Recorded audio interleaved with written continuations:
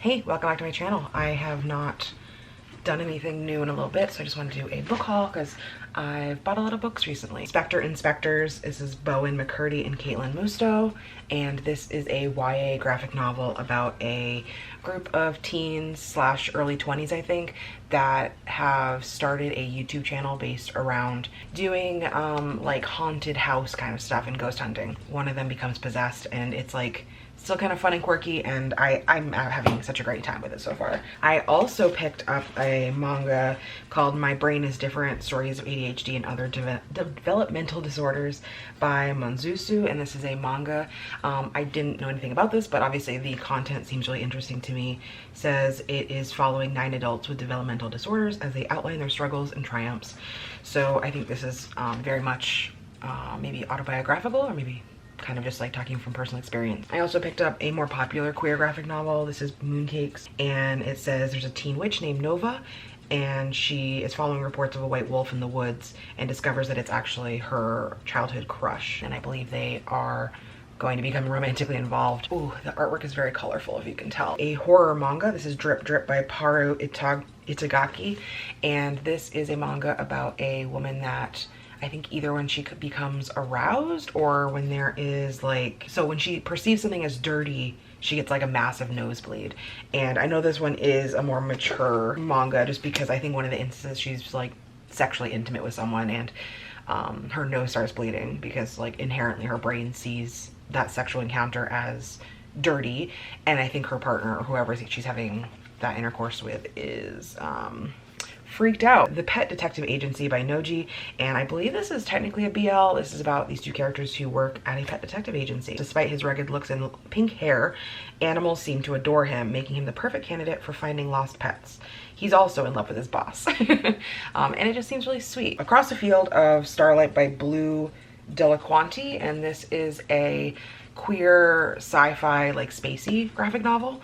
I think it might also be YA. It says Lou and Fasten are from different worlds and separate solar systems, but there's something that keeps them in each other's orbit, something they don't want to let go of, and so I think they already know each other. And yeah, I think it's got black rep, queer rep, there might be some disability rep. I know there's like a plus size character here as well. Until I Love Myself, A Journey of a Non-Binary Manga Artist by Poppy Pasuyama, and this is volume number 1, so I'm sure this is going to keep going. Poppy is excited when forms offer the option to choose neither for gender, and thrilled about their new job working as an assistant for manga artist X. And then there is unfortunately some trigger warnings in here that are in the description of the book, so I don't want to mention those here, but it does seem like they have a pretty traumatic incident, to put it lightly, and then they need to kind of figure out what to do from there. Above the Ground, it is produced by Heavy Metal, the magazine, and has several authors, but this has to do with an alternate universe where 100 years ago Indigenous Americans like left Earth. It's very confusing, but it just sounds interesting because there is this concept of like being down underground for some reason. That's what this city is, down on the bottom, and so I don't know if that is the indigenous people or if it is colonizers. So interested to see where this goes, but it was in like the specific store's queer section, so there must be some queer rep in here, I hope. Yes Daddy by Jonathan Parks Ramage, and I'm gonna be buddy reading this at some point with Bear. I'm only about like 70 pages in because we stopped because they're working on their own book. It seems so far like a queer thriller about a man. He is living in New York City and is really struggling for money because he's not having a very easy time. He wants to be a screenwriter. He becomes obsessed with this very rich man who is also a screenwriter. He has devised a way to get his own life interlocked with this man's life via a very aggressive relationship. Just As You Are by Camille Kellogg. I believe this is a sapphic romance about, yeah, 2 women that are working at a queer magazine in New York City. To Shape a Dragon's Breath by Monoquill Blackgoose. This is a indigenous, I think, sci-fi about dragons. So I guess that's fantasy. In my head, it's sci-fi. It says a young indigenous woman enters a colonizer-run dragon academy and quickly finds herself at odds with the approved way of doing things. You're gonna say, Angel, you don't like series. You don't like fantasy. But I do fucking like dragons. I think I have some more like just straight romances. I have Icebreaker by Hannah Grace, which is kind of doing the rounds right now on Book Talk. It is, I believe, about a figure skater and a hockey player. I read hockey romances before and they typically are pretty spicy. I've heard that this one is also very spicy. Maybe a little bit enemies to lovers. I mean, I don't know if you can call them enemies if they're just like mad at each other, but I guess that's the concept of enemies. The Boyfriend Project by Farah Rashan. Why Play by Love's Rules When You Can Make Your Own.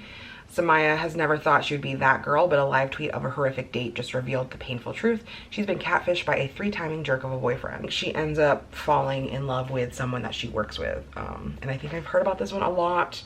I kind of hate the cover because it's very like I feel like we don't need all of these quotes that I'm trying to hide. The Mountain and the Sea by Ray Naylor, and this book had a really boring hardcover cover that I didn't want to even like look at, and then I saw this, which is this beautiful like octopus kind of thing. This is about octopus or octopi having this like intense intelligence, like they have their own language and culture, and these scientists are trying to like research them and figure out what's going on, why this has happened here. They hold the key to unprecedented breakthroughs in extra-human intelligence, and they start to try to communicate with these octopi. Youngblood by Sasha Lawrence, and this is teen vampires. I don't really know the concept, and I don't know if I really care to know. High school sucks, especially for the undead, and we're just gonna leave it at that. I don't even care what this book is about. This cover is beautiful. Sally Thorne put out, so author of The Hating Game, which I really liked The Hating Game. This book called Angelica Frankenstein makes her match, and I believe this is a horror type romance. It's probably not gonna be very horrific, but it is science fiction and fantasy, and about this woman who makes her partner, which seems a little controversial. Yeah, gonna be a little problematic, but Frankenstein, love it. Love it. One that I've already read, and it was literally like one of the spiciest things I've read in a long time. This was The Nanny Way, Lana Ferguson. It's about a woman who is going to grad school. She had like an OnlyFans account. She stopped doing it because she fell in love with someone that she was talking to on there, and then he just like disappeared one day. Now she is laid off from her job, and she takes a live-in nanny position with someone who ends up being the person that she had fallen in love with, but she doesn't want to tell him, he doesn't know, and like it's just all very like, oh god, like when are they going to talk about it? I enjoyed this, and I'll probably talk about it in a wrap-up if I ever film one. Love in the Time of Serial Killers by Alicia Thompson. This I picked up mostly for vibes. I'm not really a true crime girly. I hated all those words I just said. One woman is going to have to learn how to give love a chance when she's used to suspecting the worst in this fresh romantic comedy. She's also low-key convinced her neighbor, Sam Dennings, is a serial killer. He may dress business casual by day, but at night he's clearly up to something. Weather Girl, this is by Rachel Lynn Solomon. It's a TV meteorologist and a sports reporter romance. We have the good old Kindle. I will try to find all the things that I bought recently. The Dragon's Bride by Katie Robert. This is a monster romance about a woman who she signs a deal with the devil and she has to marry a dragon. The Den of Vipers by K.A. Knight, which I also read already. This is a reverse harem mafia. The partners are all really intense, and she has been pretty much like sold to them in exchange for her father's freedom because her father's an asshole. Faking with Benefits by Lily Gold. Lily Gold apparently is a very they almost exclusively appear to write reverse harem romance, why choose romances, and they seem to be like a lot more approved by the book talk girlies.